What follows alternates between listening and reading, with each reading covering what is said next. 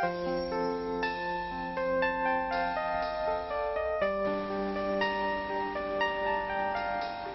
5 chantiers de la République initiés par le président Joseph Kabila, c'est aussi l'amélioration du climat des affaires par l'assainissement de la gestion, les devoirs de transparence et l'obligation de rendre compte dans les chefs des responsables des entreprises publiques récemment transformées en sociétés commerciales et d'économie mixte.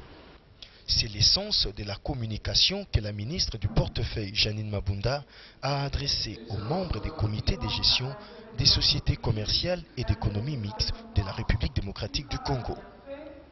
À l'aube de la nouvelle année qui commence, c'est une sévère mise en garde que la ministre du portefeuille a adressée aux membres des conseils d'administration et des comités de gestion des sociétés concernées.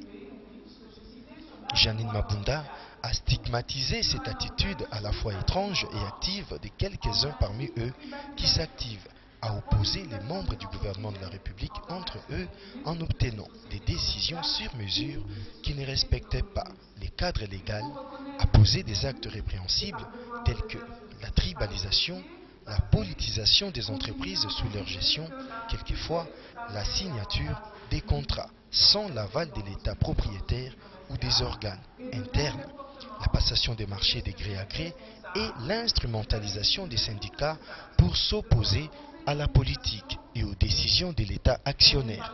Il est impensable qu'un mandataire, quelle que soit sa tribu, quel que soit son parti politique, s'il en a, puisse considérer que l'entreprise lui est confiée en gestion comme un trophée politique et qu'il n'a plus de compte à rendre à son mandant au travers du ministère, soit de tutelle pour les établissements publics ou du portefeuille quand il s'agit des sociétés commerciales. Je le dis donc, qu'il n'a plus de compte à rendre à son mandant, soit du fait qu'il considère qu'il a des entrées au sommet du gouvernement ou de l'État.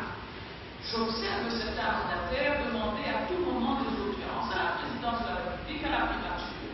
Et quand nous écrivons, nous réagissons dans le cadre du travail technique qui est demandé à ceux qui sont responsables légalement et politiquement devant la nation congolaise, le mandataire nous sort une lettre hors contexte, tantôt de telle ou telle autorité. Et je crois qu'il ne faut plus qu'on tombe dans ces confusions-là. C'est vrai, il a des comportements qui n'étaient pas bons. En tout cas, c'est l'État propriétaire.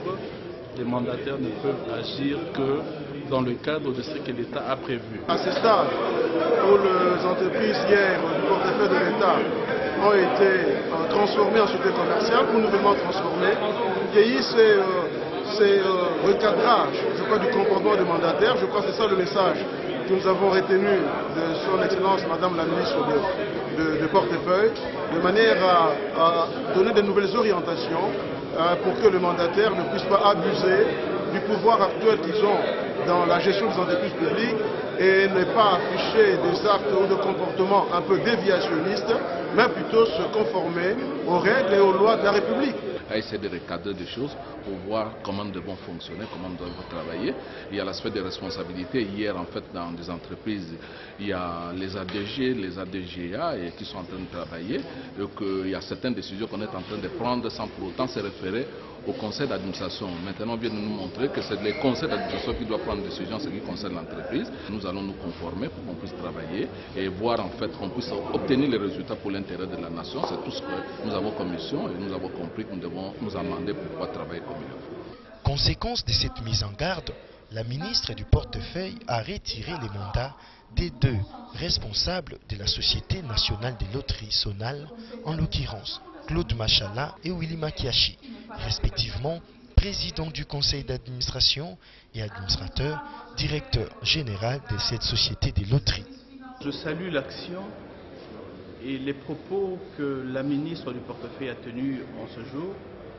C'est vrai qu'il faudrait remettre de l'ordre auprès des entreprises publiques et bien sûr elle nous a appelés à l'orthodoxie de la gestion, à cette espèce de prise de conscience et bien sûr de la performance que nous devons ramener auprès des entreprises et laisser les aspects partisans.